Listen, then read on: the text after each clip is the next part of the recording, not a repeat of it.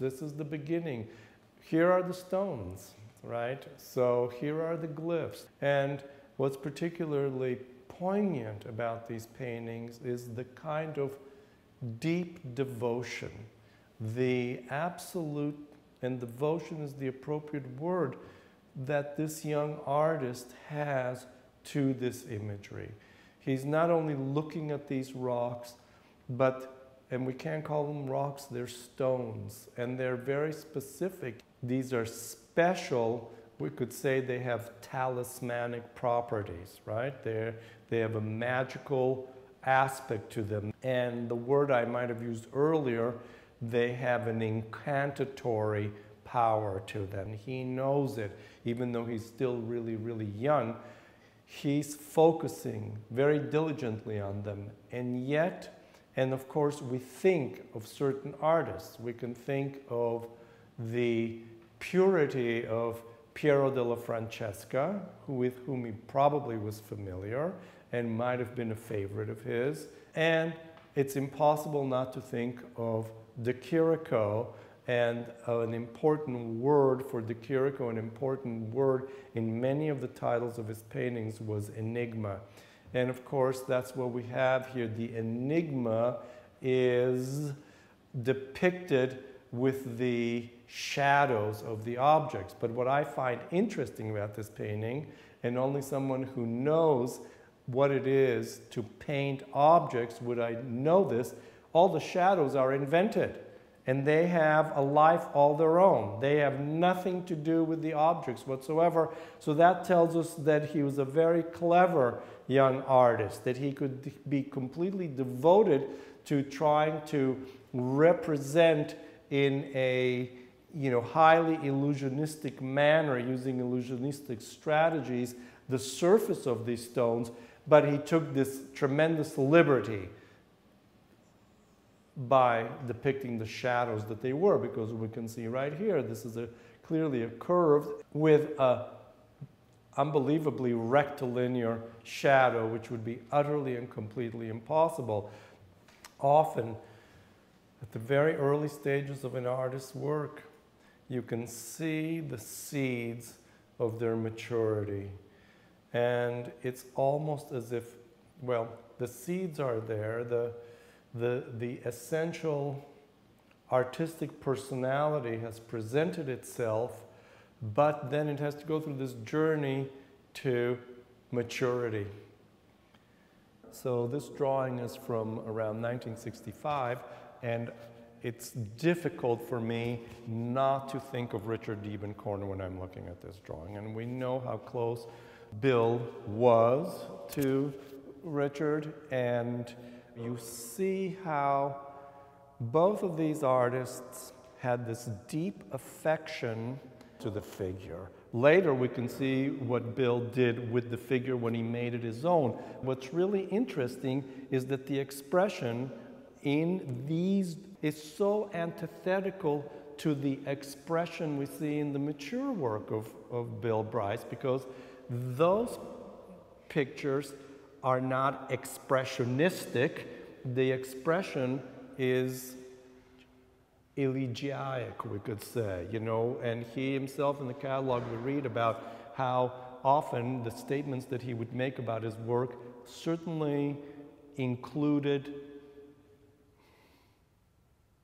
the transcendent or the spiritual, the thing that gives meaning to life.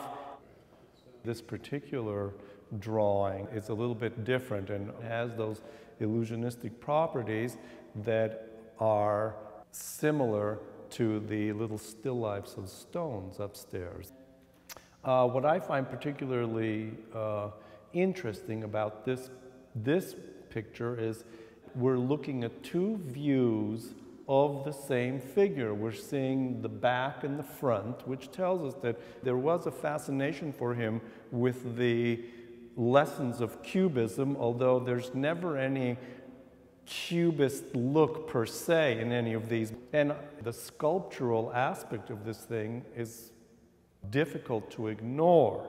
I mean, most importantly, this sense of monumentality. And if nothing else, you know, that's certainly something that comes across in all of these mature works. All right, so here we have finally arrived at the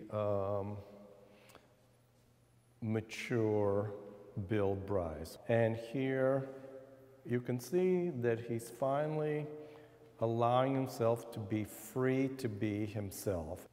So you have this figure, and you can see that they're very encoded. It's almost as if these things are a DNA code, right? He has distilled these images. Even though a lot of this work is very linear, you can see that Bill was really not so much a drawer, that he was a painter. And painting is about light, primarily, and drawing is about structure. We could say that Picasso was a drawer, and he could use as much paint and all the colors in the world as he wanted to, but the paintings were still descriptive of structure. Whereas Matisse could draw two lines, and you have a sense of light and space, not about structure whatsoever. We've spoken about stone from the very start here, and another word for stone is a glyph, and also a related word are hieroglyphics. And we can see that there seem to be two texts. You know, there's the general overall message of the image of this monumental figure, which is always female, and it's difficult not to think of the Venus of Willendorf, the generative, the creative, etc. Then there is a subtext to these, which we can see in these hieroglyphics, right? There's enough of this imagery that keeps getting repeated that we know probably had some private symbolic meaning. We can see that in this case, he has turned the entire figure into a hieroglyph. Here, he's used the charcoal not so much for shading, but to give us a particular atmosphere. The emphasis on the figure is white lines, the highlighting, and turned the entire figure into a hieroglyph itself, rather than being a primary image that has accompanying language. And those hieroglyphs, as we know, in archaic art, in the Sumerian reliefs and in Egyptian art, etc., are always a text that is telling us something about this figure, contextualizing it.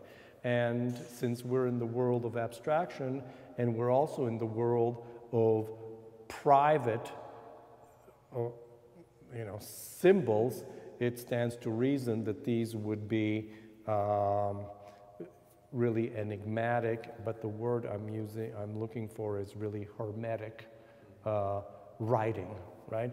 And even though to most of us who are uninitiated with Egyptian or other earlier scripts, they seem, mysterious to us because we can't read them, and certainly why would we expect to read this script too? Very well, and so finally I'd like to turn over here, if you don't mind. And finally we come to this drawing here, which is, again, a superlative example of that distillation. And what he's done over and over again here, you can see this is really, I think, very telling, and it's really speaks to Bill's real understanding of this image. When we started out with that more illusionistic, seemingly carved image in the other part of the exhibition, we saw this sort of buttocks component, but it was attached. We could see it being attached to a piece of stone that curved around. But here, what I find interesting is that this is at the same time, and this is where he really understood what the Cubists were doing and was able, to adopt it and make it his own in a very personal and I think, I don't want to trivialize this, but I do think endearing way. And what I'm talking about is that, and certainly inventive, if we just isolate this image by itself, clearly we're looking at a buttocks from the top down, and we could imagine it as being part of that back there. But here it also acts as the hip and thigh. It's simultaneously both, and I'm sure he knew this was very deliberate, and this tells us a lot about what he knew and what is required sometimes of a certain degree of initiation in order to be able to decode works of art. And here he's finally distilled. There is no shading whatsoever in this picture. He's letting the line do all the work, and if you imagine that that is an easy task, then I want you to think again. This is an example of mastery. The rhythms of all of these lines, their relationship to each other, and the shapes that they describe, along with the complexity, we can almost sense that the hieroglyphs that we were talking about a minute ago have now been converted into these roses. And of course, the rose is always a symbol of not only femininity, as we can see right there, but often, especially in Asian art, a symbol of wisdom or enlightenment. And we can imagine that by this point in an artist's life, I'm not suggesting in any way that Bill had some epiphany and he was enlightened, but I am suggesting that there comes a time in a person's life when they cross a certain threshold of maturity. And that, I think, is what we are seeing in this picture. He has found himself and he's completely comfortable. There's no anxiety about being validated by an outside source about what he wants to say and who he thinks he is and what is valid. And of course, all of this work is deeply personal. We turn to this last painting in our discussion. Clearly, we can revisit a lot of the vocabulary that we've been using up until now. Monumental, and it's the stone that's important. Even the entire painting feels as if it were a stone stele, right, with engraving marks in it. And what is also interesting, especially in this painting, and we can see it in other pictures too, if we look for it, one of those sort of camouflaged into the hieroglyphic components, and most of the hieroglyphic components, if we wanted to analyze them more closely, we could see are openings. They are thresholds to something, and we can definitely see a threshold there. We know that threshold very well, and we can see it over there too in that picture.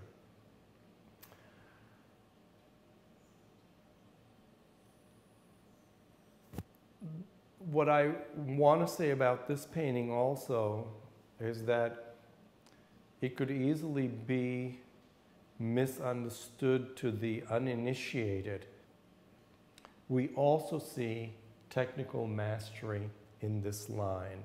This line, in order to make this painting work, it just seems, really quite spontaneous and simple, and I don't mean simplistic that way, but relatively simple in that there aren't too many components. We have a background gray, and then we have the gray lines drawn in. But just as I was speaking about the drawing downstairs, the proportions of all of those shapes and the rhythmic, sinewy continuity of that line shows a kind of mastery that is equivalent to this sort of observation here. And that, of course, is what we have in this painting here. The discipline to be able to have a fully completely engaging painting with such few components says a lot. It speaks of mastery. This is the young, the beginning of his understanding that that mastery is available if you really devote yourself to it. And this, of course, is the kind of mastery that is difficult for people who are uninitiated to appreciate. The way this line, not only the rhythms, but the way the brush starts and stops is very, very important, because if these paintings had been done with that kind of continuous line that we see in the drawings, they would fall apart completely. This painting would not hold up. This kind of jitteriness and the way the brush is fully loaded right there and the paint is dissipating from it at the bottom is an essential aspect of what holds this painting together, the tension that allows this image to hold the painting. So we can see that in the end, I'm sure Bill knew that his life's work was meaningful, that he set out to be an artist, that there was this treacherous adventure then in finding oneself, and that he did in the end find himself. And I don't think there's any equivocation about that. I don't think anybody speaking or looking at the work would ever question the fact that we have a sense of grandeur and resolution here that is worthy of celebrating. And I'm really delighted to have had an opportunity to speak about these pictures. Thank you.